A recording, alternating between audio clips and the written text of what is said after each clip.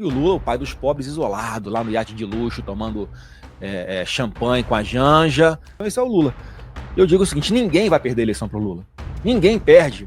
Porque não dá, o brasileiro não cai mais nas mentiras do Lula, não vai mais acreditar em promessas mentirosas, que é o que ele sabe fazer. Eu falo que ele é o filho do Gepeto de verdade. Olavo Edu Carvalho, melhor canal de cortes do YouTube. Eu conto imensamente aqui com o like de vocês, que você mande o programa nos seus grupos de WhatsApp, e esses fatos que nós vamos revelar e entender melhor aqui hoje, chegarem ao máximo de pessoas possível.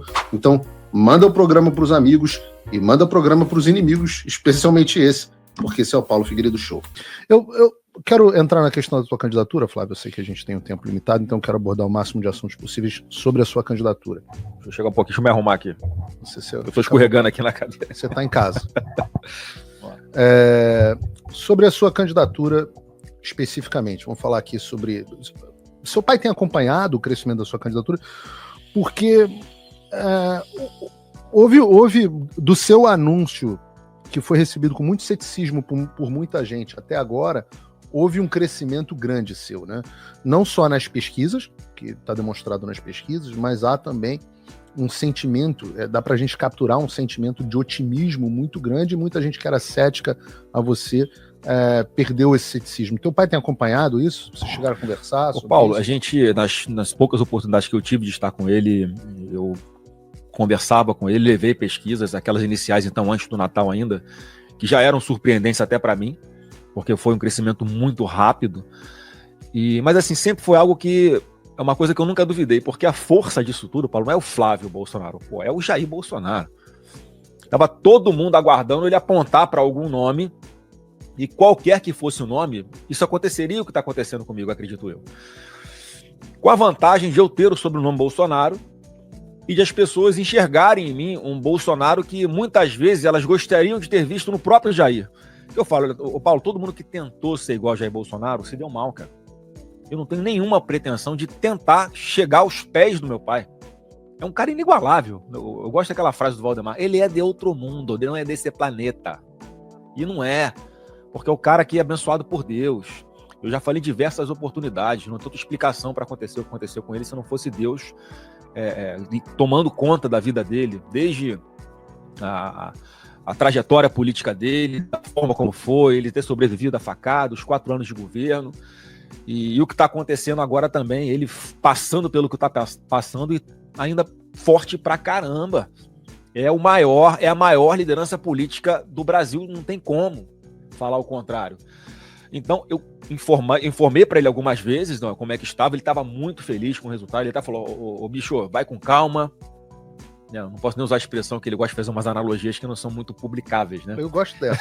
Acho que eu gosto. E a razão para esse sucesso dele inexplicável são essas analogias. Porque ele né, eu sempre falo isso do teu pai. Quem conhece ele pessoalmente vê que ele não é um personagem. Ele é aquele cara. Mas eu vou só falar o finalzinho, então, já que você gosta desse negócio. Flávio, o bicho vai com calma, daqui a pouco, bate no nariz e sangra aí, cara. Então, vai devagar, não precisa ir com tanta sede ao pote, vai dar certo, você tá no caminho certo. Tô assistindo as suas entrevistas, foi logo depois da entrevista que eu dei no Ratinho, que teve uma repercussão positiva. Tá no caminho certo, vamos lá, é isso aí. Então, assim, eu fico muito feliz de ter o reconhecimento do meu mestre, né? Do meu professor. Sim. Na política, vai ser sempre o meu norte. Eu falei, pai, tá colocada, você mais uma vez tomou a decisão correta, porque ele enxerga as coisas na política onde muita gente não enxerga, 3, 4, 5 passos na frente. Então, assim, agora estou nos Estados Unidos, volto daqui a alguns dias para o Brasil, vou lá conversar com ele de novo, e ele já deve estar mais atualizado, porque o meu irmão está lá direto, o Carlos, o Renan visitou, a Michele, os advogados estão lá, os médicos, então, obviamente, ele deve perguntar. Ele tem Globo, né, coitado? Ele Você não viola a Convenção de Genebra? Isso pode... Alguém te prender numa sala e te botar para assistir Globo? Ele tem TV aberta à disposição. TV aberta, então, os canais abertos, ele pode ficar zapeando lá, mas ele gosta de ver Chaves, cara. Não sei se está passando ainda no SBT, Chaves. Cara, eu também gosto de ver Chaves. Chaves, Chapolin. Eu rio todas as vezes eu também. Inclusive a gente usa o Chaves enfim, aqui de vez em quando no programa. Mas só para fechar o assunto dele, cara, ele tá sempre informado, não completamente, não acompanha com a dinâmica que a gente consegue acompanhar com internet, com redes sociais, mas está lá bem consciente do que está acontecendo e assim, muito feliz com a indicação que ele fez, né, do meu nome. Uma dúvida aqui para você a respeito do... A gente estava falando...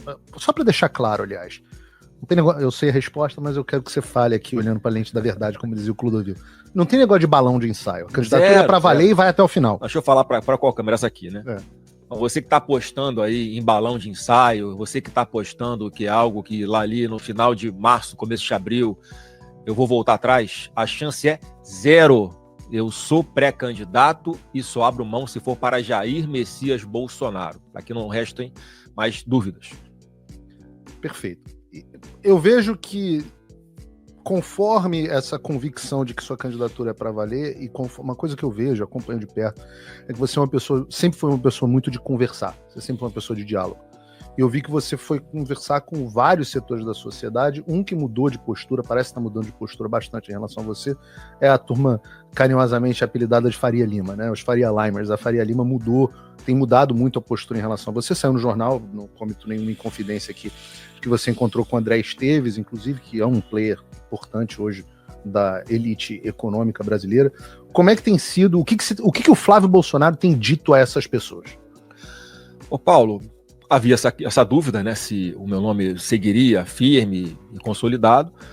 As primeiras pesquisas já surpreenderam esse pessoal, porque eles eram céticos. As pesquisas que vinham sendo apresentadas me colocavam muito atrás em relação aos outros nomes que estavam na mesa. Então, a cabeça do mercado eu compreendo. Era o seguinte, olha, eu acho que todo mundo tem a mesma opinião, Paulo. O Brasil não aguenta mais 4 anos de PT. Todos nós sabemos disso. O mercado, acredito que não queira mais 4 anos de Lula. Não é porque o mercado é bonzinho ou o mercado é malzinho, até porque o mercado não é uma pessoa, não é um CPF, né? É um sistema que, obviamente, é usado ali para que, por exemplo, as empresas possam captar recursos para fazer os seus investimentos, gerar emprego.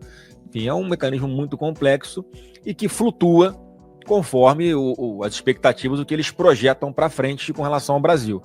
E quando vem as primeiras pesquisas, e me dando um resultado, inclusive, acima de outros nomes que estavam sendo colocados na mesa, que inclusive que eram de preferência do mercado, como era o caso do Tarcísio, eles, tá fazendo sentido, não é tão arriscado assim o lançamento colocar o nome do Flávio Bolsonaro para concorrer à presidência.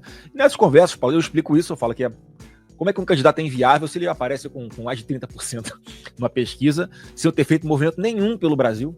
Eu nunca fiz um movimento para ser candidato a presidente. Não rodei estados, não fiquei dando entrevista nesse sentido.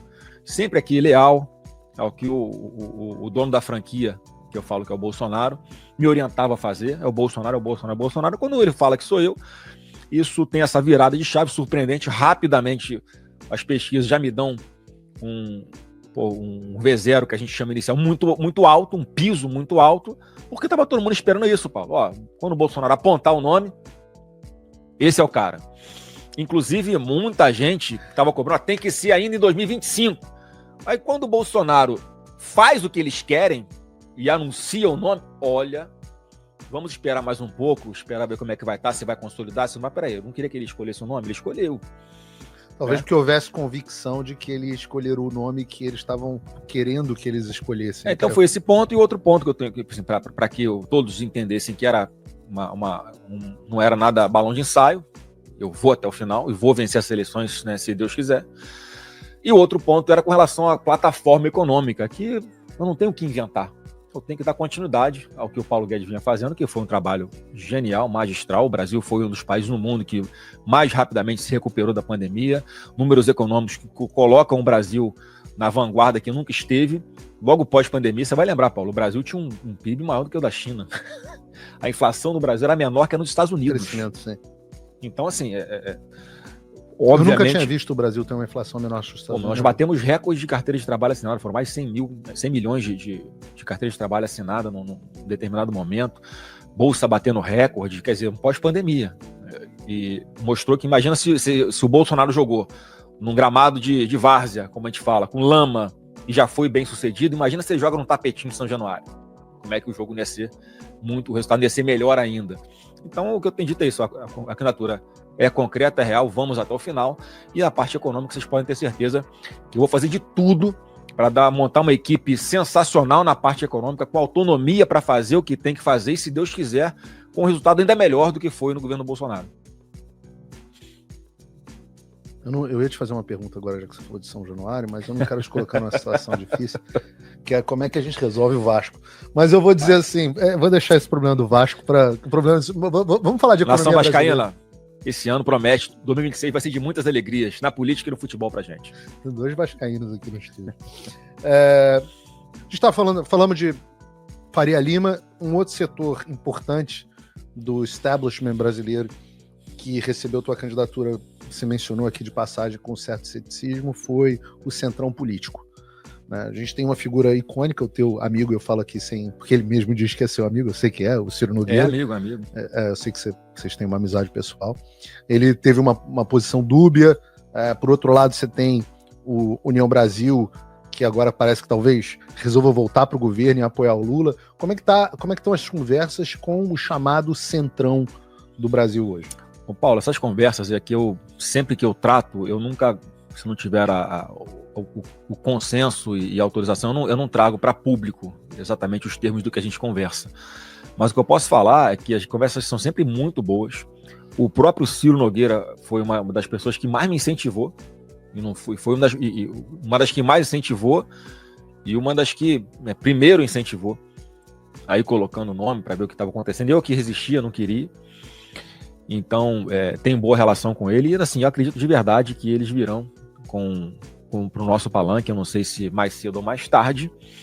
As conversas com o presidente também do outro, o co-presidente, né, porque a Federação Progressistas e União, com o Rueda também, são muito boas as conversas, é um entusiasta também da minha pré-candidatura, e tá todo mundo nessa página. Será que vai? Porque ninguém quer perder para o Lula. Uhum. E para mim, Paula, a minha pré-candidatura é a de segurança, porque a gente não arrisca disputar uma eleição para governo de São Paulo sem o Tarcísio, ou seja, o Tarcísio candidato à reeleição no governo de São Paulo é um palanque importante, ele não perde essa eleição lá de jeito nenhum. Se ele não fosse o candidato a governador, colocaria muito em risco perder o estado de São Paulo. E também, por que não, o risco de perder a eleição presidencial para o Lula, o Tarcísio perder para o Lula. Então, a minha pré-candidatura dá essa segurança para esse palanque que a gente não perde em São Paulo, eu acho que dá um passo importante no maior colégio eleitoral para a candidatura nacional, para o meu nome, e eu não tenho nenhuma dúvida que eu não vou perder essa eleição para um produto vencido. O Lula é aquela picanha podre, estragada, fedorenta, sabe? Aquela cerveja choca. Você consome cerveja choca? Você come a picanha estragada, podre? Não come. Esse é o Lula, um cara analógico, um cara que já deu a contribuição que ele tinha que dar para o país, enganou muita gente, os resultados são decepcionantes e desastrosos, mais do que nunca nós vemos isso agora. E o Brasil não vai, sabe que não aguenta mais.